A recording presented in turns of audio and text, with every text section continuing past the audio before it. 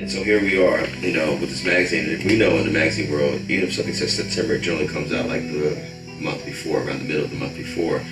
And so East Coast, West Coast, by September 13th, Tupac is dead. You know, 6 months later, Biggie's dead. And so this cover is actually kind of eerie, you know what I'm saying? When you see a Vibe magazine, when you see Puff and Biggie on the cover and see East versus West, niggas in the hood don't read articles. They just see East versus West. Oh, it's on. It's on. When I see them niggas, it's on. I think Vibe gets a lot of heat for that one, because it was such a, you remember that, what that cover looked like. And I think a lot of the people who probably worked at Vibe at that time still to this day feel kind of like, you know, but Vibe wasn't the only people calling that beef that. Everybody was. And it was crazy. It was just a crazy time. And I might say now, you know, I regret the media's role and stuff like this, but we really didn't realize how deeply we were into this. I mean, if I'm only in my 30s now, I was in my 20s like most of us. You know what I'm saying? We were all kids documenting this thing. We're not even clear who we are, and we're dealing with this dominant youth culture of the day, and it's taking this very violent turn. It's this thing called East Coast, West Coast. We've never seen anything like this before. And we're just literally swept into it. It was insane, you know? There was no way to know where it was going. No way. You know, like with the Biggie and Tupac battle, you know, there was a lot of people that was not checking to see if Pac had outrun Biggie. They were checking to see who could win in a physical confrontation, whose camps could win if the two met up with one another. As the business of rap music became increasingly like the streets, the artists' crews, made up of close friends, family, and up-and-coming artists, became increasingly part of the problem. They were there to stop.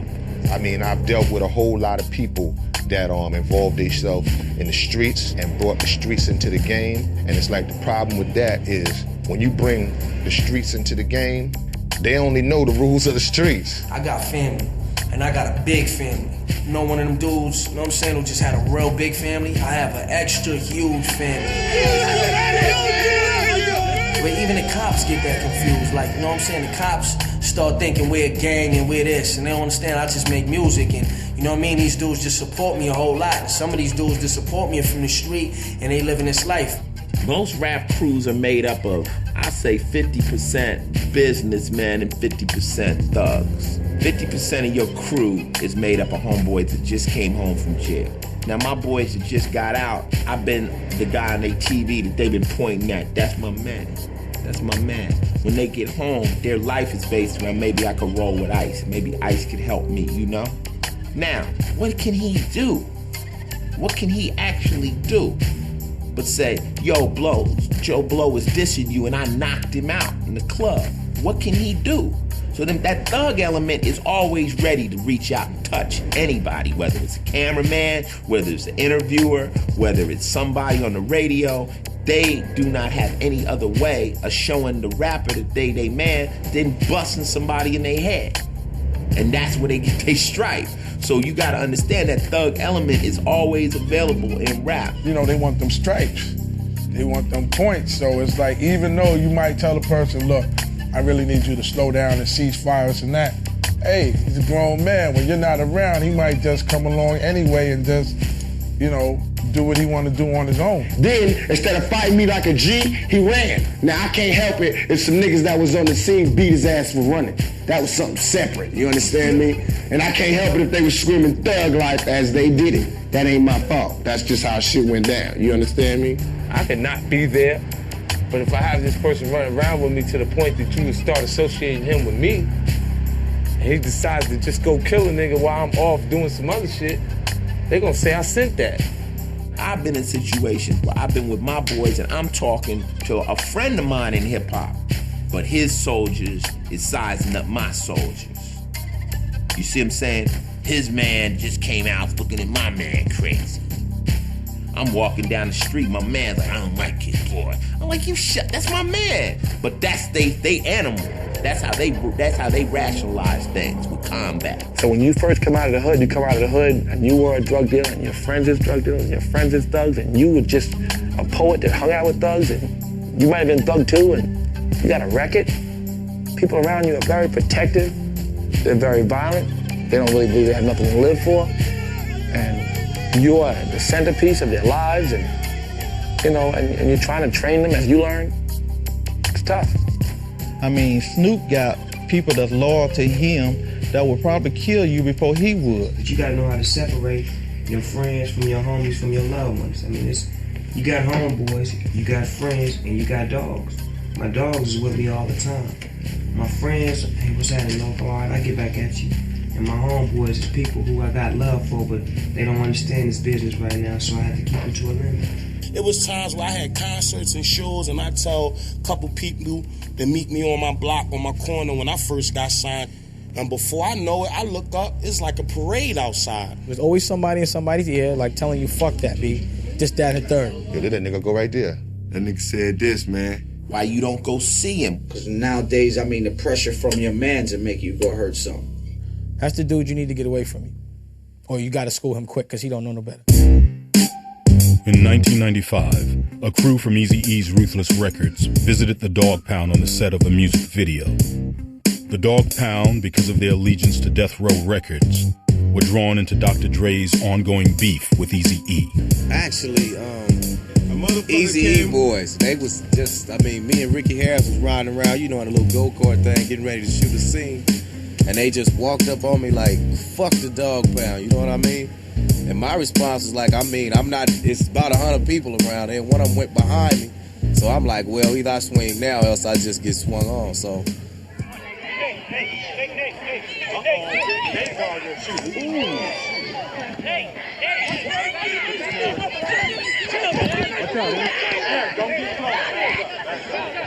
It's Eazy-E, rest in peace. I don't know how much he had to do with influencing them to talk about us.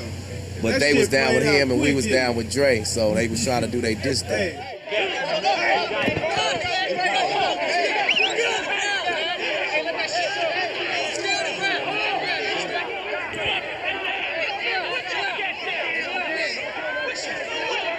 And we not trying to be no hoodlums, we out here trying to make money, because I know that day I felt real bad about what it looked real silly.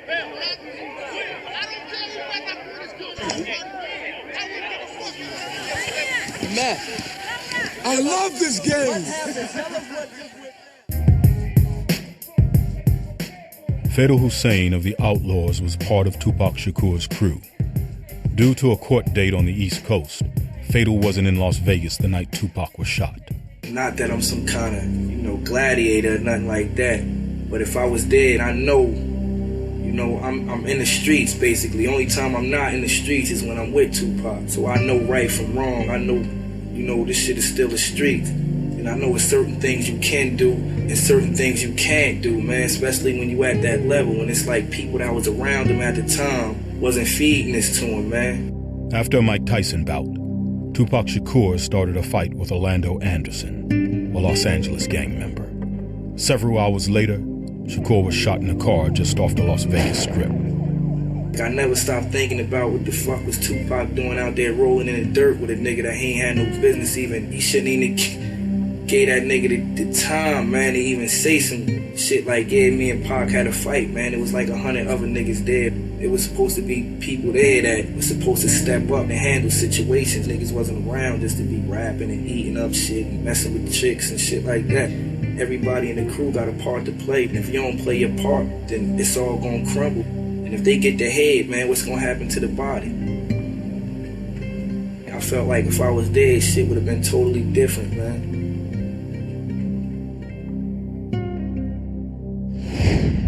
After the deaths of Tupac Shakur and Biggie Smalls, artists and the media temporarily came to their senses. If you know that it's arousing the whole community, you know that you don't want that to happen. You don't want that energy coming your way, then it's definitely like up to you to take a stand and be like, yo, I really have no ill feelings towards you as a person. This was me expressing myself through my art. It's love. I want to see you prosper too. I mean, I think a lot of the artists feel that way. They might not say it all the time. Because cats, do get emotional. Sometimes it does become personal. But overall, I know the nature of these cats ain't about, like, I want to see this dude dead.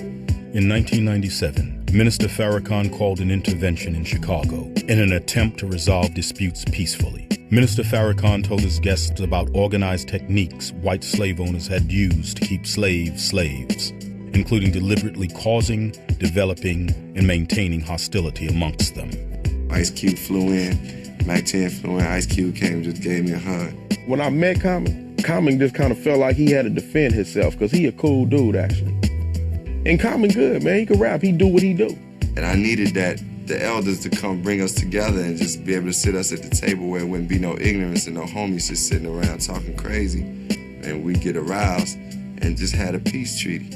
And we hugged, you know, so it was like, I needed that. We got close, but then she broke to the West Coast, and now it's cool, because around the same time, I went away. Because they have the respect of many artists, outside entities like the Nation of Islam and Zulu Nation, as well as individuals like Russell Simmons, Jim Brown, and Mike Conception, have led the way in squashing beefs in hip-hop. In the Nation of Islam, I'm not even allowed to speak negative of another member to another individual in the nation unless the one of whom I'm speaking about is present. If I go to another member about something negative about another member, that member is to stop me and say, hold up.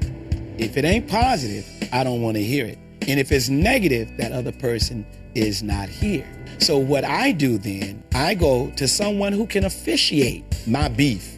And I want to witness that I tried to settle it. So I don't fear nobody but God. I don't have to go and slander you behind your back. I think that's a coward's way out. Sometimes the other artist didn't even realize you had a problem with him until he heard your record. See, that's a punk way of doing things to me. That's not being a man or a woman. You should have called that artist and faced them with arbitrators saying, you did this to hurt me, and allow that person to say, I'm sorry, I didn't know what I did affected you this way. Would you please accept my apology? We have a hip-hop summit here. We have people that work all day long on settling beefs. You know, I've been lucky enough to have an opportunity to influence some of these people. And if someone listens to me, then I should use my influence best I can. I pay for a lot of this shit myself. I don't expect to get any help from the people who own the record companies. I wish they'd help me underwrite the hip-hop summit because they're making billions of dollars.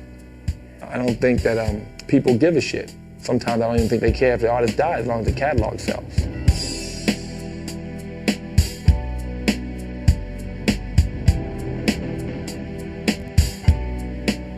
Every hustler that I know and every person that's had to live a violent life to survive would do anything not to have to live that life.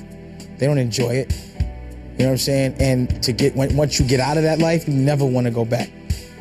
It's so not gangster to get into any physicality. That's the least.